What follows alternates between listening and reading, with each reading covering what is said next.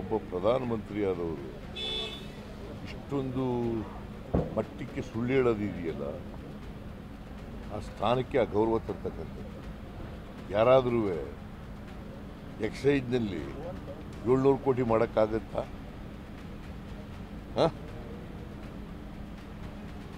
ಎಕ್ಸೈಜ್ನಲ್ಲಿ 700 ಕೋಟಿ ಮಾಡೋಕ್ಕಾಗತ್ತೆ? ಒಬ್ಬ ಪ್ರಧಾನಮಂತ್ರಿ ಸುಳ್ಳು ಹೇಳಬೇಕಾದ್ರೆ ಇತಿಮಿತಿ ಇರಬೇಕಲ್ಲ. ಇನ್ನು ಕ್ಯಾಬಿನೆಟ್ ಮುಂದೆ ಬಂದಿಲ್ಲ, ಸಬ್ ಕಮಿಟಿ ಎಕ್ಸಾಮಿನ್ ಮಾಡ್ತಾ ಇದೆ. ಸಬ್ ಕಮಿಟಿ ರಿಪೋರ್ಟ್ ಕೊಟ್ಟ ಮೇಲೆ we will take up discussion in the cabinet. ನಿಮ್ಗಾಗಲೇ ದಿನೇಶ್ ಗುಂಡೂರಾವ್ ಅವರ ಹೇಳಿಕೆ ಮೇಲೆ ಬಸವರಾಜ ಬೊಮ್ಮಾಯಿ ಅವರು ರಿಯಾಕ್ಟ್ ಮಾಡಿದ್ದಾರೆ ಸರ್. ದೊಡ್ಡ ಬೆದರಿಕೆಗಳಿಗೆಲ್ಲ ಅಂಜಲ್ಲ ನಾವು. ದೊಡ್ಡ ಬೆದರಿಕೆ ಎಲ್ಲ ಇದು, ದೊಡ್ಡ ಬೆದರಿಕೆ ಎಲ್ಲ. ನಾವು ಕಮಿಷನ್ ಮಾಡಿದ್ವಿ, ಮೈಕಲ್ ಕುನಾ ಅವರ ಅಧ್ಯಕ್ಷತೆಯಲ್ಲಿ ಒಂದು ಕಮಿಷನ್ ಮಾಡಿದ್ವಿ. ಅವ್ರು ಕೊಟ್ಟಿರ್ತಕ್ಕಂಥ ರಿಪೋರ್ಟ್, ಆ ರಿಪೋರ್ಟ್ನ ಆಧಾರದ ಮೇಲೆ ಇದನ್ನು ಕ್ರಿಮಿನಲ್ ಆಕ್ಷನ್ ತಗೋಬೇಕು ಅಂತ ಹೇಳಿರೋದು. ಸೊ ಅದು ಗುಡ್ ಬೆದರಿಕೆನಾ? ಏನು ಗುಡ್ ಬೆದರಿಕೆ ಅಂದ್ರೆ ಏನು? ಏನು ಗುಡ್ ಬೆದರಿಕೆ ಅಂದರೆ ಒಂದು ಕಮಿಷನ್ನು ಮಾಡಿ it is given A report.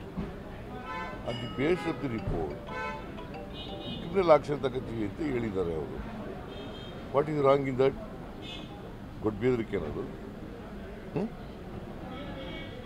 Duty ಹೊಡೆದ್ಬಿಟ್ಟು ಈಗ ಗುಡ್ ಬೆದರಿಕೆ ಅಂತಂದರೆ ನೋಡೋಣ ಕ್ರಿಮಿನಲ್ ಆಕ್ಷನ್ ಆದಮೇಲೆ ಅವ್ರು ಏನು ಮಾಡ್ತಾರೆ ಅಂತ.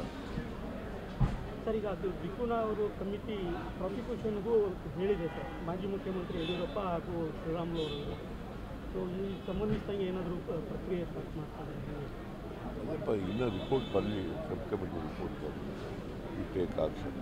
ಅವ್ರು ಏನು ಹೇಳ್ತಿದ್ದಾರೆ ಯಡಿಯೂರಪ್ಪನವರು, ಬೇಕಾದವ್ರು ಎದುರಿಸಲಿ, ನನಗೆ ನ್ಯಾಯಾಂಗ ಇದೆ, ನ್ಯಾಯಾಂಗದ ಮೇಲೆ ನಂಬಿಕೆ ಇದೆ, ಅವರು ಸೋಲೋ ಭಯದಿಂದ ನನ್ನ ಮೇಲೆ ನ್ಯಾಯಾಂಗ ಬರೀ ಒಬ್ಬರಿಗೇನೆ ಇರೋದು, ಎಲ್ರಿಗೂ ಇದೆಯಾ? ಬರೀ ಯಡಿಯೂರಪ್ಪನವ್ರು ಮಾತ್ರ ಇದೆಯಾ? ಬೇರೆಯವ್ರಿಗೂ ಇಲ್ಲೋ? ಅದು ಇದೆಯಲ್ಲ. ನ್ಯಾಯಾಂಗ ಇರೋದು ನ್ಯಾಯ ಕೊಡಕ್ಕಲ್ವಾ? ತಪ್ಪು ಮಾಡಿದವರು ಶಿಕ್ಷೆ ಕೊಡಕ್ಕಲ್ಲ ಇರೋದು, ಅಲ್ವೇನ್ರಿ? ತಪ್ಪು ಅಂತ ಸಾಬೀತಾದ್ಮೇಲೆ ಏನು ಮಾಡ್ತಾರೆ ಯಡಿಯೂರಪ್ಪ? 30 ವರ್ಷದಿಂದ ಯಡಿಯೂರಪ್ಪನವ್ರನ್ನ ಕೊಲೆ ಮಾಡಕ್ಕೆ ಪ್ರಯತ್ನ ಮಾಡಿದ್ರು ಅಂತ ಹೇಳಿದ್ರು ಕಾಂಗ್ರೆಸ್ನವರು. ಕಾಂಗ್ರೆಸ್ನವರಲ್ಲ ಸರ್, ಕಾಂಗ್ರೆಸ್ ಸರ್ಕಾರದ ಅವಧಿಯಲ್ಲಿ ಅವ್ರ ಮೇಲೆ ಕೊಲೆ ಪ್ರಯತ್ನ ನಡೆದಿತ್ತು. ಹಾಗೆ ಯಾಕೆ ಕೇಸ್ ಹಾಕ್ಲಿಲ್ಲ? ಯಾಕೆ ಕೇಸ್ ಹಾಕ್ಲಿಲ್ಲಪ್ಪ? ಆಗ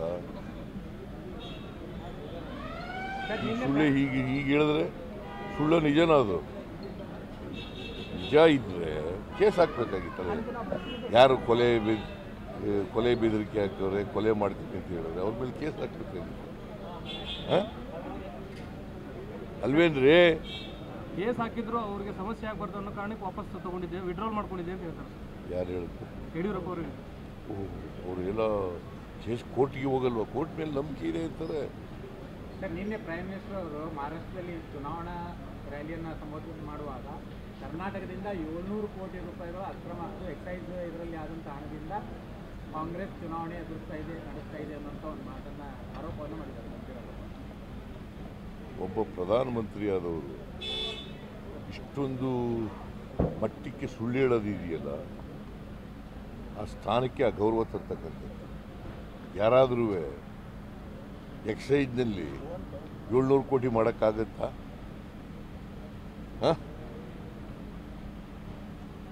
ಎಕ್ಸೈಜ್ನಲ್ಲಿ 700 ಕೋಟಿ ಮಾಡೋಕ್ಕಾಗತ್ತೆ? ಒಬ್ಬ ಪ್ರಧಾನಮಂತ್ರಿ ಸುಳ್ಳು ಹೇಳಬೇಕಾದ್ರೆ ಇತಿಮಿತಿ ಇರಬೇಕಲ್ಲ.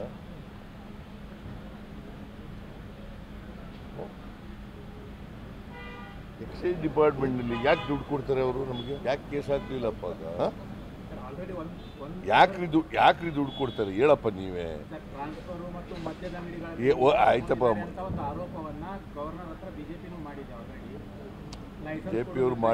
ಬಿಜೆಪಿಯವರು ರಾಜಕೀಯಕ್ಕೋಸ್ಕರ ಮಾಡಿದ್ದಾರೆ.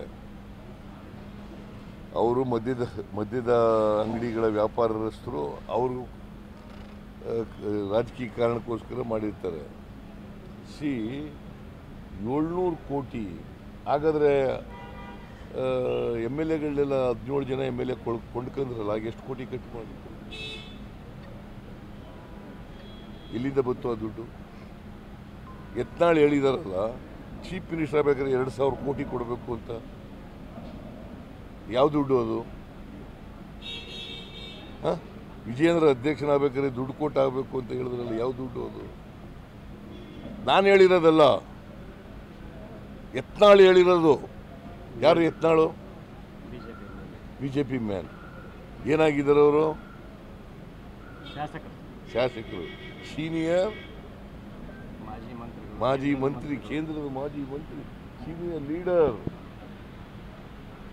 2,000 ಕೋಟಿ ಕೊಟ್ಟು ಯಡಿಯೂರಪ್ಪ ಚೀಫ್ ಮಿನಿಸ್ಟರ್ ಆಗಿದ್ದರು. ಬಸವರಾಜ ಬೊಮ್ಮಾಯಿ ಚೀಫ್ ಮಿನಿಸ್ಟರ್ ಆಗಿದ್ರು. 2 ಕೋಟಿ ಅಂತಂದ್ರೆ ಅರ್ಥ ಎಲ್ಲಿಂದ ಗೊತ್ತಪ್ಪ ದುಡ್ಡು? ಏನು ಸುಮ್ಮನೆ ಅದೇ ಓಡ್ ಬಂದ್ಬಿಡ್ತಾ? ಸರ್, ಮೋಡಾ ಸೈಟ್ ವಿಚಾರವಾಗಿ ಸ್ನೇಹ ಕೃಷ್ಣ ಅವರು ಮತ್ತೊಂದು ದಾಖಲೆ ಬಿಡುಗಡೆ ಮಾಡಿದ್ದಾರೆ. ಮುದ್ರಾಂಕ ಶುಲ್ಕವನ್ನು ತಹಸೀಲ್ದಾರ್ ಭರಿಸಿದ್ದಾರೆ. ಇದಕ್ಕಿಂತ ಇನ್ನೇನು ಸಾಕ್ಷಿ ಬೇಕು? ನೋಡಿದೀಯ ಅದನ್ನ? ನೋಟಿಸ್ ಬಿಡುಗಡೆ ಅವರು ಸೋಷಿಯಲ್ ಮೀಡಿಯಾದಲ್ಲಿ ಹಾಕಿದ್ದಾರೆ. ಸೋಷಿಯಲ್ ಮೀಡಿಯಾದಲ್ಲಪ್ಪ, ಚೆಕ್ ಮೂಲಕ ಕೊಟ್ರ? ಚೆಕ್ ಮೂಲಕ ಕೊಟ್ಟಿದ್ದಾರೇನ್ರಿ? ಚೆಕ್ ಶುಲ್ಕವನ್ನು ಅವರು ಭರಿಸಿದ್ದಾರೆ ಅಂತೇಳಿ ಅವ್ರು ಹೇಳಿದ್ರು. ಅದು ಏನು ಅವ್ರು ಸುಳ್ಳು ಆರೋಪಗಳನ್ನು ಮಾಡ್ತಾರೆ. ಯಾರಾದರೂ ನೋಡಪ್ಪ, ದಾನಪತ್ರ ಮಾಡ್ಕೊಳ್ಳಿಕ್ಕೆ ನನ್ನ ಬಾಂಬೈದ ಕೊಟ್ಟಿರೋದು ದುಡ್ಡನ್ನು, ಗೊತ್ತಾಯ್ತಾ? ಇದಕ್ಕೆ ನಾವು ಕೊಟ್ಟಿದ್ದೀವಿ, ನನ್ನ ಹೆಂಡತಿ ಕೊಟ್ಟಿದ್ದಾಳೆ ಕೈಪತ್ರ ಮಾಡ್ಕೊಳ್ಳೋದಕ್ಕೆ ಕೊಡೋದಿಲ್ಲ. ಅದು ಬಿಟ್ಟರೆ ಯಾರು ತಹಸೀಲ್ದಾರರು ಕೊಟ್ಟಿಲ್ಲ, ಅಸಿಸ್ಟೆಂಟ್ ಕಮಿಷನರ್. ಯಾಕೆ